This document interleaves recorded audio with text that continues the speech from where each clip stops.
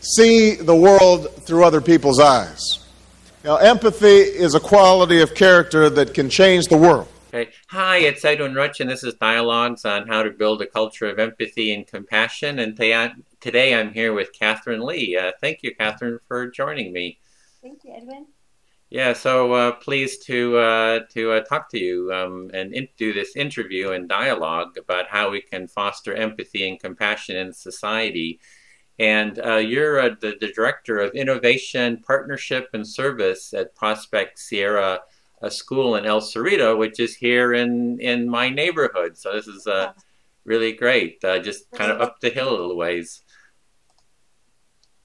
And you've also you've been involved in quite a lot of different projects around empathy and compassion. You were one of the organizers for the TEDx Golden Gate It's a compassion education conference that was held here locally in Richmond at the Cranway Center, and I think there was like over 700 attendees. And you've also partnered, I think, with Roots of Empathy and the Ashoka Empathy Initiative. So you're really working around education and empathy and compassion in a big way. So is there more you'd like to do, just to introduce yourself and give a little background? Well, let's see. I used to be a kindergarten teacher, and so I think that's probably a place where empathy is practiced a lot. It seems that sometimes in schools, I think the social emotional development is considered more important in the early grades, and then it's as if there isn't time for it anymore, which I think is a big mistake.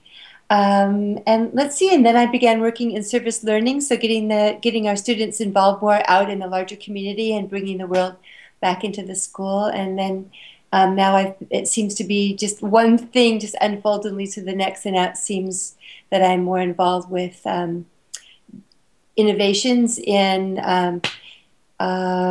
social emotional development and bringing more of that into the field of education. So I thought we could maybe go through some of the links. Do two things. One, just kind of hear about some of the initiatives, and then get to know you a little bit more about your thoughts and insights into the nature of empathy and in education. So to begin with, I can show this on the screen here. I'm on your Facebook page, and it's you. Let me show that. You're here out in nature. It looks like in the Sierra Nevadas. Are you a big hiker or a nature lover? Or oh, I am. That was my great-great-grandparents used to have property up in the Sierras that now some of my cousins own, and so we went up there. And I think that photograph you're looking at they called it the telephone tree. And the story is that one of my cousins, when her grandmother died, she was sad, and they were hiking up on this big. It's a big wall of granite where that old scraggly tree is that you see, and the tree I guess it looked to her like a telephone pole or something, because it has just these little branches sticking up, but not any leaves or anything. So she called it, "Hey Mom, it looks like the telephone tree. Can we call Ma?" Which is what she called what she called her grandmother. And so she proceeded to go over to the tree and make a call and say, "We love you and we miss you," and check in and tell her some news. And so now it's called the ancestor tree. Oh wow! So it's like has a whole family significance to it. And also they hug the tree and send messages to our ancestors, and pretty special. Oh wow! It's kind of like a direct line to the ancestors. Well, great. And then so it looks like, you've talked about bike riding, and I guess are you into like the sports or hiking or? Last time I talked to you, you said you were at Tilden, so the park just over the hills, hiking or something. Yeah, I love to be outside, and I'm getting ready to go on a bike trip with some friends for 4 days beginning tomorrow, which I'm really excited about. So, yeah. So, sorry, did you have something else you were about to say? I was going to say, I just find that really restorative to be out in the natural world. And I think especially in places that are really densely social, like schools, it's I know for me, and I think for a lot of other people, educators in schools, can just be so refreshing just to get outside, even if it's for a short time, and just hear the sounds of nature and um, let some of the chatter in the mind start to calm down. So it's really good So, for that self-connection and right. right. So the next thing I have here is the school, the Prospect Sierra. Can you talk a little bit about the school and kind of any empathy and compassion initiatives that you're doing there? Yeah, it's a school that, well, we're about to celebrate our 30th year anniversary, but it was actually used to be Prospect School and Sierra School, and then they merged together, and it's about the time that I began to work at the school and was excited to be a part of helping reshape what the school would be about. They were already both great schools, and we really wanted to live up to our motto, which is heart, mind, and community. And so I'd say I think the school does a pretty good job of trying to really bring that to life and integrate what it is to be a whole person and educate for that. What else can I say? You know, compassion is actually in our mission statement. Um, and I don't have the mission statement memorized, but it's quite beautiful and it's a lot to live up to. And it includes much more than just the life of the mind. So, let's see, what was the second part of the question? You just wanted to know about some of our empathy initiatives or Yeah. programs. It's So, well, I one thing that I was thinking about is that I think you can tell a lot about a place by what they celebrate. It's a little window into what an organization or a society, or in this case, our school values. And one of the big celebrations we have is what we call the Prospect Sierra Alumni Action Award. And so we once won an award for greening our school, and the student council decided they'd like to use that money to pay it forward. So we now every year receive nominations from alums who are out working for the greater good in some way, and then the student council and other members of the school community review them based on certain criteria that have to do with, did they initiate a new idea, the kind of compassion that they're showing in the world, the impact that it has, and reach.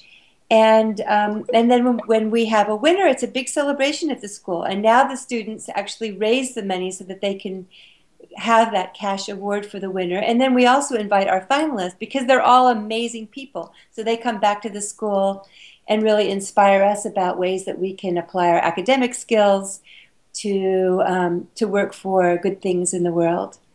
So we have that, and our students, every year we go to the Goldman Environmental Prize ceremony, where just incredible people from around the world are working on both human rights and environmental issues, often at great risk to themselves. To the Brower Youth Award ceremony. Earth Day is a big event. And all of these, I think, at core has to do with a sense of empathy and compassion and feeling of connection to humanity. And then around just in our school, really, when we did the TEDx event, I think we have always educated the whole child, but once we did the TEDx event, it really brought a treasure trove of jewels to our doorstep. And so we have just begun to get training from Mark Brackett at Yale, who was one of our speakers, and he has a program that they've developed after 20, 30 years of research on how we develop to be emotionally literate beings. And so it's very based in science, and it's called RULER, which is an acronym for, you want me to say it? yeah. So it has to do with being able to, with oneself and with others, recognize one's emotions, understand them, label them. So really developing a whole vocabulary, a rich vocabulary for feeling words, express them in ways that are appropriate, and to regulate one's emotions.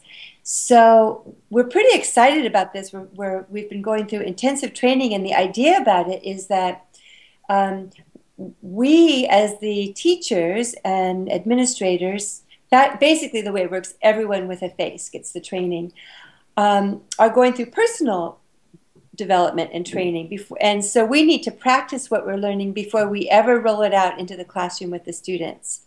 And I really love that, because then I think it has more integrity, and it will be more our own. And also, it's not a standout program like, okay, now it's time to teach empathy. It's just integrated into what you already do, but with very, very clear skills. So that's one of the things that we've begun doing. And then of course, we have Roots of Empathy, where we have a baby who is a teacher in the fifth grade, in both of our fifth grade classes. And so for the entire school year, our students get to have a relationship with one baby and that baby's parent or parents, and they get to observe right up close, how empathy begins through all the little interactions that they become trained to observe. And they learn how love grows brains, and so they're learning about neurological development, and then we open that up to discussions about what's going on right here in their own social world. Because of course, a student's life, children's lives are made up of relationships, all those day-to-day relationships that happen in a classroom or on the playground. What else are we doing? And at the elementary campus, we also have another program that's called Toolbox. And that's been wonderful and powerful. And the children are there learning very clear set of tools for handling all kinds of social problems, including when sometimes just to throw something into the garbage can and just let it go. Let's see.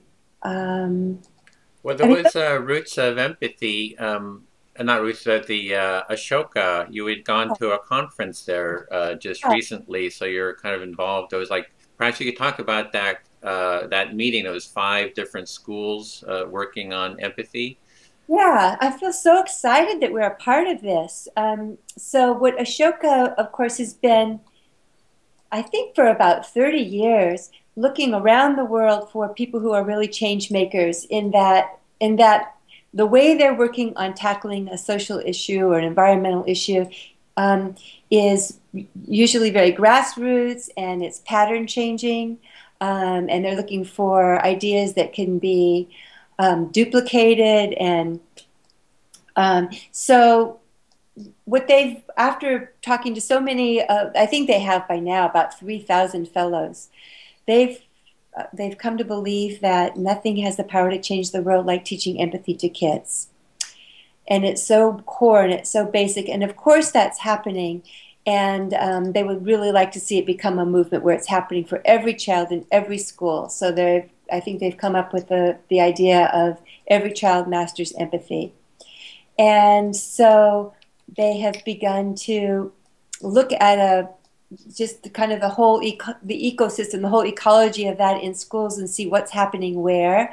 So they had 5 different representatives from 5 very different kinds of schools come to Washington, D.C., and we went through a series of interviews which were thought-provoking, and had many conversations together about how to help them start a movement, and how can this be done in such a way that it doesn't feel like yet another thing for teachers, but really recognizing and appreciating what educators in schools are already doing, and how to build on that and empower this to grow. Yeah, as you were talking about that, I was showing the site, and there was actually an article that they put on their site, and let me just show that on the screen. They said 6 insights into creating a school culture of empathy. So they used the culture of empathy frame or concept, which I've been kind of putting out there. So I was kind of excited to see that. So they list the schools there. It was Mission Hill School, Lake Forest Park School, Center for Inspired Teaching, School for Georgetown Day School, and Prospect Sierra School. So it was the attendees that were there. So Sounds Yeah. like it was like a great event then, real networking and. Stimulating conversations with very, smart, amazing people, and so we'll see. We'll be in conversation with them throughout the year. I feel really lucky because it opens up so many resources to us to have more access to Ashoka Fellows who are here in the area, or youth venture students who are doing amazing things around the Bay Area. So so we have some ideas percolating about how we might be able to partner and take, for example, service learning to the next level, so that it's not just service learning, but really, how do you provide opportunities for kids to actually be innovators within their own communities and be seen as agents of social change. So, yeah. Yeah, We're so the excited. school seems like really, networked into the whole system of, kind of at the forefront of the work on empathy and compassion. And I would say that you as kind of the programs director innovation. So you're kind of like at the nexus of making all these connections. I've been lucky. It's something that I care about, and I also feel extremely lucky. Yeah. Just honored to get to help facilitate some of what is already happening all over the world in all kinds of ways, and just delighted to get to be a part of the conversation. Well, I'm really impressed with the school that it's so close here in El Cerrito, and it's just doing so much, and it seems so active and out there, looking for new programs, being innovative, making connections, implementing, and really sounds like a really innovative, cutting edge kind of place. Yeah, I think this year, one of the things is, as we begin to tell the stories more about what's happening in the school, I hope what will happen is lots of schools will say, "Oh, gosh, we really have empathy at the core of what we're doing too." That it might be another lens through which to observe and think about what they're already doing. So, for example, I was thinking about in the eighth grade, the eighth graders interview people who were involved in World War II in some way or another, lots of elders. And so they're capturing their stories, and they're listening for both the story that's told and the implicit story, right? So they're exercising that empathy muscle. And it really, the level of their writing, when they're writing the stories of these elders, is of the highest caliber, because of course they care about the people whose stories they're listening to, and they want to honor them and do their best work. So I think that another way to talk about what they're doing is that they're practicing empathy as well as being real world historians.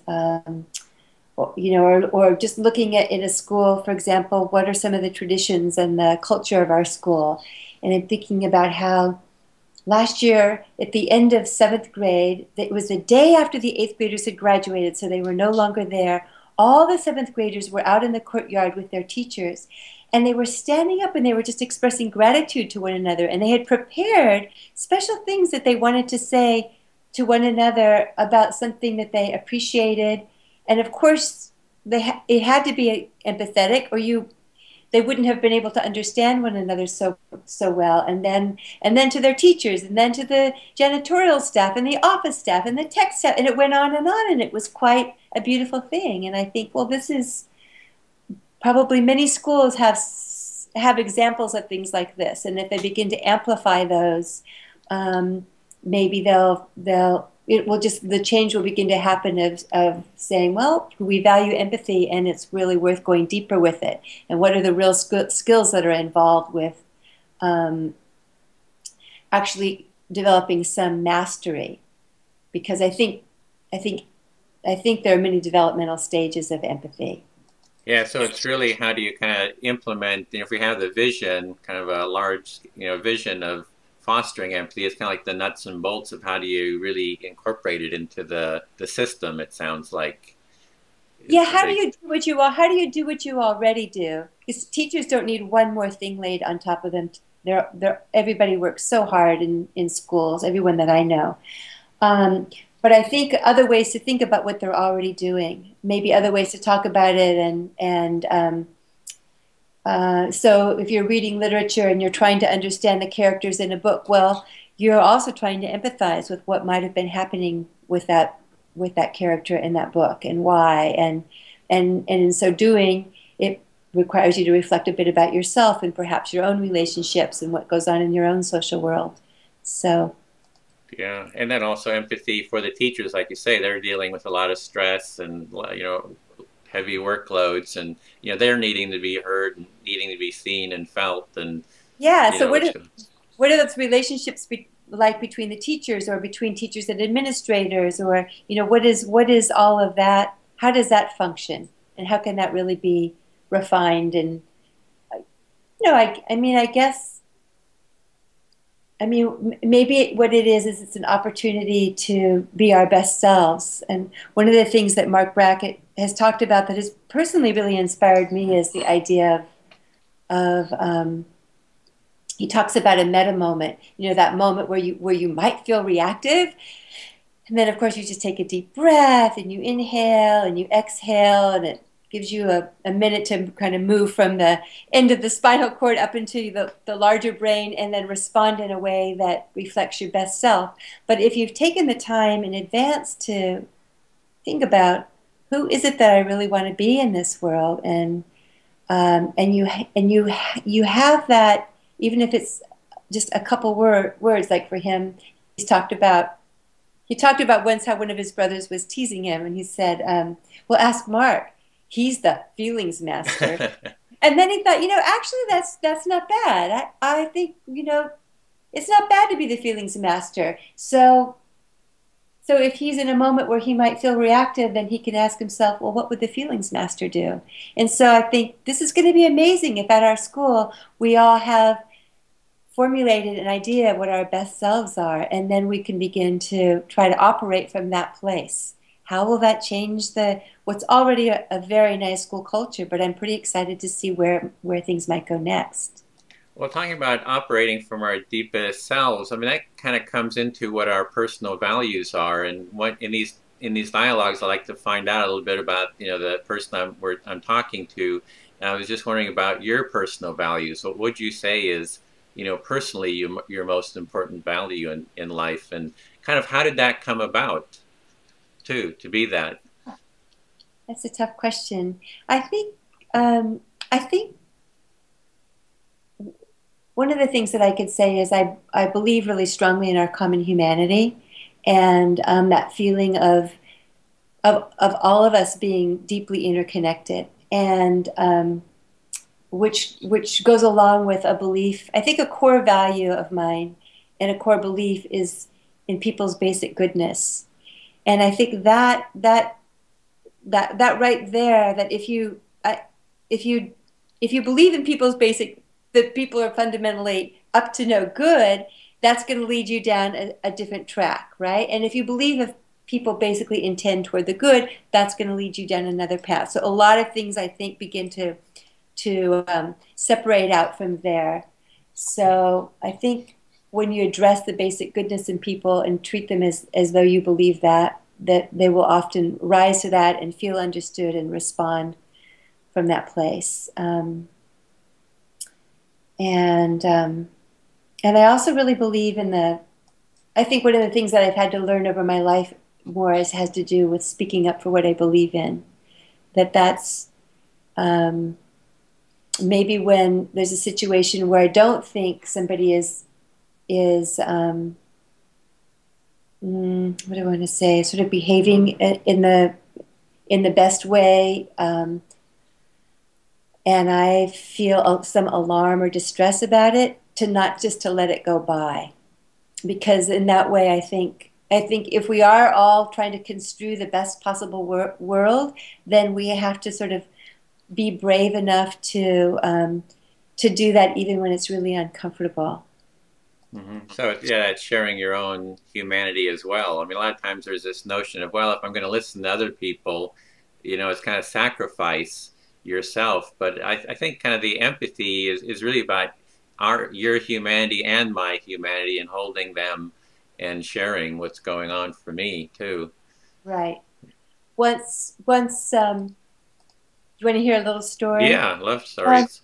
Well, once I was long time ago, I was working in a school, um, and a teacher who worked at the school um, was talking to me, and she said, "You know, I didn't realize that such and such in your class has two moms, and I once hired one of her moms to be a lawyer for me in a case that we had, and if I had known, I never would have hired her." And I was shocked. I mean, I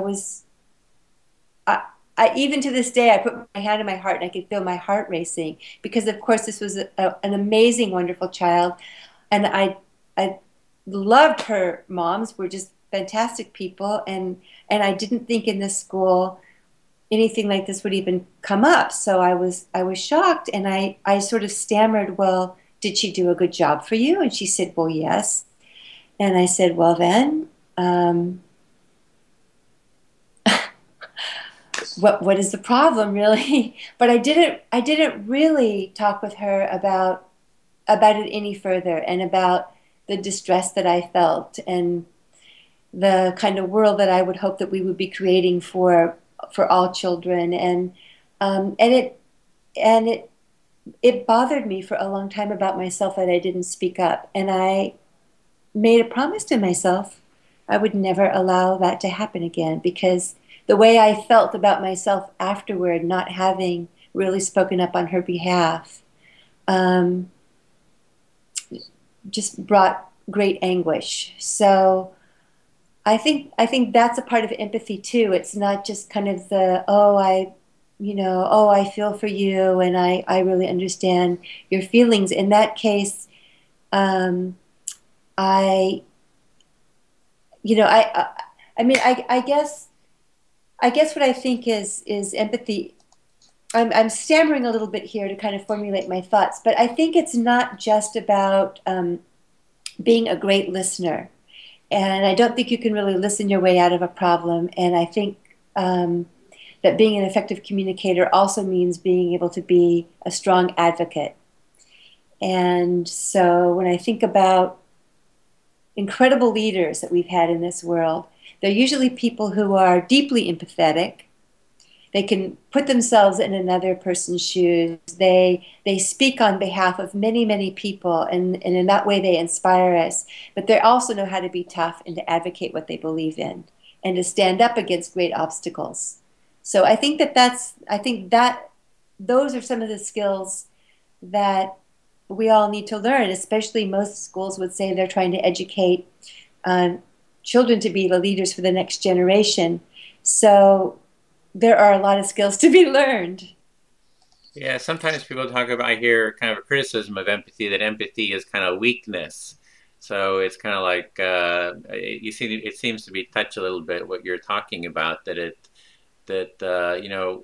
empathy, for me, empathy is kind of exactly the opposite. Like full-blown empathy, deep empathy is really kind of the opposite of weakness. And it kind of brings up the question of, what is empathy, and kind of how are we defining it? And you mentioned, standing in someone else's shoes, and that's kind of a typical definition, is that metaphor of standing in someone else's shoes, looking through someone else's eyes. And I find it kind of helpful to explore metaphor. What are metaphors of empathy, is kind of a way of defining empathy. And for me, empathy is kind of a cornucopia. It's like a cornucopia of feelings, because it kind of opens me up to kind of a rich depth of experience. So I'm wondering if you have like a personal metaphor for what empathy is like for you. Yeah, that's beautiful. I haven't really thought about it. I do remember a story that some mentors of mine once taught me about listening, and they told this old Buddhist story, and it had to do with these two monks that were taking a walk, and they had made a vow, to some sort of chastity vow or something, and they came to this river, and there was a woman who couldn't get across, and so the one monk just picked her up and carried her across the river. And I'm starting to tell a different story, but I'll finish that story. And and the other monk said something like, "How could you have done that?" And he said, the other monk said to him, "Well, I simply carried her across the river, and let it go, and you're still carrying her." But I guess really that story that I meant to tell wasn't that one, but it was one that was similar, that had to do with emptying one's boat. So in some ways, when you talk about a cornucopia of all the feelings that you open yourself up to, I think of it, that makes sense to me. And also the opposite of that, of really trying to empty myself out of all the thoughts and judgments and perspectives and preconceived ideas that I have, to just be available. And listen with my full being, and trusting that whatever I need to say will come to me afterward. But in that moment, I just want to be present for somebody else. So the empathy then is like emptying yourself to be able to receive. So you're kind of open for reception. Yeah. Well, that's kind of metaphorically the definition. What is your kind of more, I don't know if it's academic definition. I could kind of run mine by you. Because, go ahead. So I see empathy as 4 parts kind of to it, kind of in general broad categories. And the first part is self-empathy. Mm-hmm. So it's kind of sensory awareness, mindfulness of what's going on inside of myself. And, there's all the mindfulness practices and a lot of the arts and so forth have processes that really connect you to feeling, what's going on. And I think it's like that ruler, right? It's reading. It's like reading the sensations, the physical felt sensations in our body. And then the second part is that as we're kind of, the calmer we get, the more we kind of open, less fear, we're kind of able to have this mirrored empathy, which is going on all the time, but we can kind of accentuate it through mirror neurons. So as you're shaking your head, my mirror neurons are kind of mirroring your actions, your laughter. Your mirror neurons are mirroring my waving, the hands. So we're kind of like connecting through the mirror neurons in a mirrored empathy fashion. The third part is what I call imaginative empathy, and it's sometimes by the academics called cognitive empathy or perspective taking, and that kind of comes in as we have a sense of self, which happens about 18 months old. We realize we're separate beings and can kind of recognize ourselves in the mirror, and we're able to take the perspective of someone else.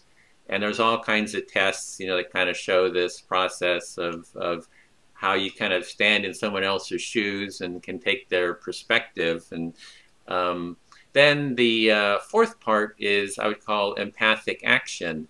That it's kind of like as we see each other's humanity more deeply, the feelings and how our actions affect someone, that we want to naturally contribute to their welfare, or at least hold their humanity in our hands or in our hearts as well as our own, as we kind of interact with each other. And it's really, I see this really in mediation, where I've done some mediation work here locally at the I don't know if you know, at the Mediation Center, the Seeds here down at San Pablo and University. And what they do is you have 2 disputants, and they're mad at each other, and they've got blocks between each other, and they're judging each other, and they're both hurt, and you empathize with them. You make them feel heard. They feel themselves, seen and reflected. Then you turn them to each other, and they start creating that mirroring perspective. That part, see each other's feelings. They have the perspective of, oh, I see why you did what you did. And then it's like the last part of mediation is like, well, what do we do now? And there's usually a detailed plan that people put together, and they start negotiating, kind of from this common humanity in terms of, well, we're going to meet periodically. This is how we're going to solve the problem. And so I call that empathic action. So, so that's kind of the basic framework that I'm using. So I'm just wondering. I'd say the empathic action is the piece that we call compassion, which would be the part of Oh, just a action. second. I'm getting the bandwidth getting a little problem here. I'm going to disable my video with the hope that it gives us a little bit more bandwidth. Okay, is it working? Yeah, it came back. So sorry, it was a little, you broke up a little bit. Well, in the last piece that you were talking about, I think you called it Empathic Action, is why we decided to go with compassion as the topic for the TEDx event that we did on the science of compassion and education. Because the whole idea, if you know, you feel empathy, but then what about, where's the action piece to actually doing something on behalf of others? So, and that also came about through a lot of research that Dr. Keltner has done at the Greater Good Science Center. So we put that event on together with him. But many of the things that you talked about, say that you're doing in this mediation center, can be done with kids, you know, in a kindergarten classroom. You know, you turn them and you know, you look at your friend. How do you think your friend is feeling? Look at his face, and so they learn to tune into one another's body language and having people lean toward one another when they're talking, and you know, developing a vocabulary of feeling words beyond just the basic happy, sad, but more nuanced. And so that has to do with one's self-knowledge as well as being able to notice those emotions in someone else. Can you see me now, Edwin? Yes, I see you. Because I don't see you anymore. Yeah, I disabled my video hoping that it would give us more bandwidth. So I hope that's okay. Yeah. Okay. So, I mean, I think that you've done a great job just defining empathy, and I don't need to go back through it, but I think, you know, that it's biologically based, and then we can cultivate it or not. And to me, if somebody isn't very empathetic, I think something has gone wrong in the way that they've grown up or in their life experiences or something. So hopefully we can just cultivate what's already there in our biology, and as a part of our responsibility for creating a better world and responsible leaders and feelings of hope about the future. Yeah. Well, that's what these dialogues are really about, is kind of talking about how do we cultivate that empathy and compassion in society. So kind of, you know, I'd asked you for some bullet points about how, you know, how we could do that. And you'd had celebrate, educate, discover, uncover. So perhaps you could talk about those a little bit. Yeah, well, I talked a little bit to you about ways in which we celebrate. So we celebrate our alums who are out working for the greater good. It's a big thing in our school, and then our students go to many other events around the community that have to do with variations on that. Then I think that the education piece has to do with what we're doing right now, for example, with Ruler and Roots of Empathy and Toolbox and Ashoka, and having a program that gets kids out in the world working in different organizations, or even using design thinking as a way to talk about, if you're working on designing solutions that involve other people, that are on behalf of other people, you have to understand it from their perspective. So that's called human-centered design. So how do you do that? And how might you design together? So our students are learning those kinds of tools as a certain kind of problem-solving skill. If I could interrupt there real quick, I've actually been just looking into that design. It was developed, as I understand it, at Stanford, and the founder of IDEO was instrumental. So I really wanted to get into that more, because it sounds like a great process, and it's used in product design and all kinds of different processes in the kind of the creative world and in industry, I think. Exactly. So it's exciting because it uses both parts of the brain, both the expansive brainstorming, creative, divergent kind of thinking, as well as convergent thinking, bringing it together, narrowing down, looking at what's possible, and really interviewing people before you even begin so that you understand the points of views of all the stakeholders, and that they're involved in the actual design of the solution. So we've been doing quite a few things like that at school with our students, and it's been exciting. Once we did an Earth Day event that was all around that. So people came from the D School at Stanford, from UC Berkeley engineering students, from Lawrence Hall of Science and Lawrence Berkeley Lab. People came from Architecture for Humanity, where they have architects from all over the world come together to design low-cost buildings for all different kinds of purposes. They put challenges out to the community. So our students were involved. They were just immersed in this kind of a process, and it was really exciting. And we've done it. That's sort of becoming one sort of way in which we do service learning now at our school. So anyway, so we talked about celebrating, and educating. Certainly, we're trying to create the conditions at our school that educate for empathy and compassion, because we care about not just what our students learn, but who they are and who they become and what they do in the world. And then the discover part, I was just thinking, what are the models of empathetic groups or organizations or societies that we can learn more from by observing and researching them, and how can we uncover what sustains those kinds of systems that are built around empathy. So it's actually looking for communities that are already kind of high in empathy, or maybe even individuals that are high in empathy, or communities or societies or groups, or... Yeah, I mean, if we're talking about changing societies, it has to move beyond just, of course, it's made up ultimately of people who have highly developed skills, but then I think you want to look at the whole ecosystem of organizations or societies where that's in practice. How do those work? What are those places? I think Dacher Keltner at the Greater Good Science Center tells great stories about some of those places. Or one of the people who really inspires me a lot is Professor Muhammad Yunus. He was a Nobel Peace Prize winner some time ago. He's the person who came up with the whole idea of microfinance, and he started the Grameen Bank in Bangladesh. And I'm inspired by him because, one, he was a teacher.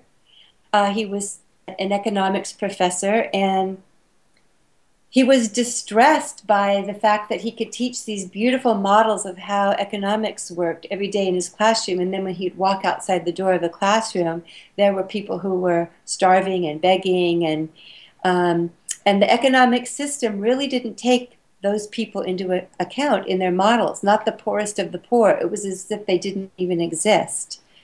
And so he one day asked somebody, what would it take for this whole group of you to be out of debt? Because what happened is that they would have to borrow money from people who then basically owned them, because it took the interest rate to pay off the debt was so high they could never get out of debt. And they said $27.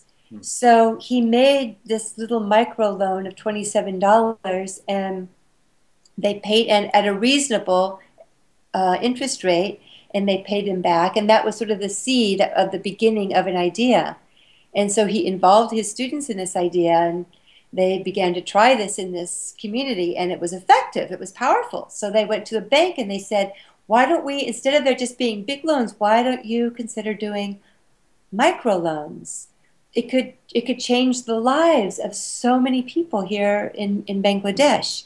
And of course, they didn't believe in people's basic goodness at the bank. They thought, you can't trust those people. Well, they'll never pay those debts back. They don't have any collateral.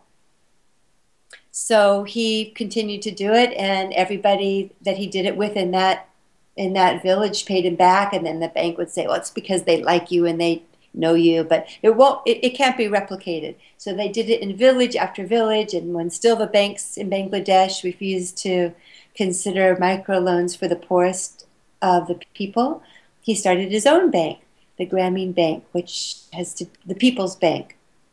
And so now we have things like Kiva, where people now, it's sort of leveled the playing field, and it's just fun for people to be able to make small microloans to other people around the world.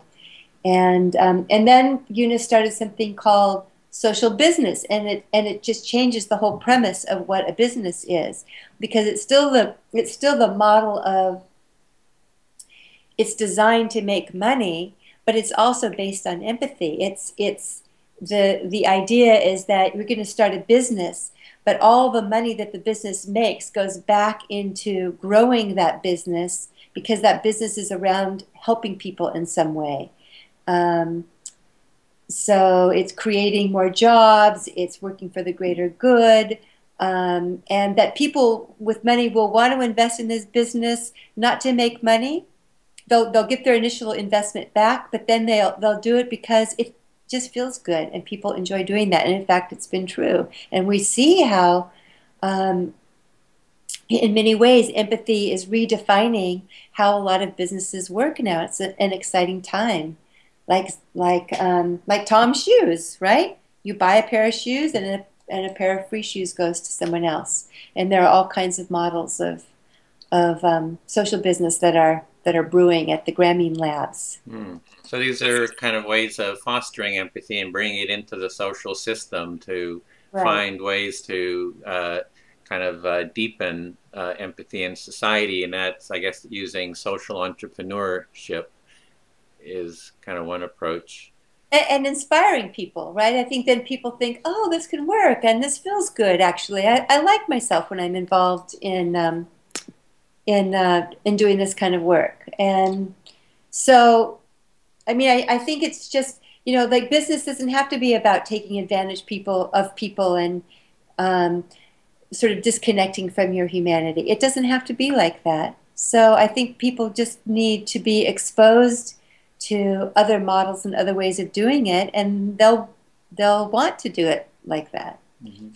So what do you see as the blocks to fostering empathy in society? Kind of what are the things that are inhibiting it, and maybe how can we overcome those blocks? Well, oh gosh, I mean, I don't know. Sometimes I think it's just as simple as the world. We're spinning around so quickly and we're so rushed that we forget to really be our best selves with one another. Sometimes I think it's what we were just talking about, lack of exposure to how things could be. Sometimes I think it's basic skills. But for example, I know somebody who thinks of herself as being very empathetic, and I think she cares deeply about people, and yet she hasn't cultivated or really learned communication skills. So often the way she speaks can be hurtful. And she doesn't really know that. So I think if in the schools, for example, if part of learning to master empathy has to do with learning interpersonal communication skills that are designed to bring people together and create more understanding and goodwill, which doesn't mean that you can't express your differences, but it does mean finding a way to minimize to be able to do that without alienating people, for example. I think that's an obstacle. I think sometimes just really learning the basic skills, so you can have the value of empathy, but then it also means that you need to learn skills so that you can practice it in such a way that people can experience the empathy that you feel. Yeah. Well, we've gone for about an hour. Is there something you feel that you'd like to say that you haven't had a chance to say? Or let's see. Nothing is just popping into mind. I just really appreciate the opportunity to think out loud with you about these topics that we both care about so much. And maybe we can check back in a year at the end of the year and see if there are more stories to tell and Well, I hope we don't have to wait. I just turned on my video, but I hope we don't have to wait so long, since you're right up the hill here. And I would like to do, panel discussions and kind of keep the conversation going, because, with online discussions, it makes it fairly easy to kind of create these dialogues. And so that's something I'm looking to do too, is have panel discussions around empathy and education and other fields. So yeah, I would love to be involved in a conversation with schools, but not staying just within that discipline, but really schools and progressive businesses, or schools and the sciences around this topic, because I think that many people are thinking about it and talking about it in different kinds of ways, and so it's in that intersection that there might be some really aha kinds of moments. Great, I'm all for that. So, well, thank you so much for taking the time on your Sunday, and look forward to connecting in the future around this. So, thanks, Kathryn. My pleasure. Take care. You too. Have a good day. Bye.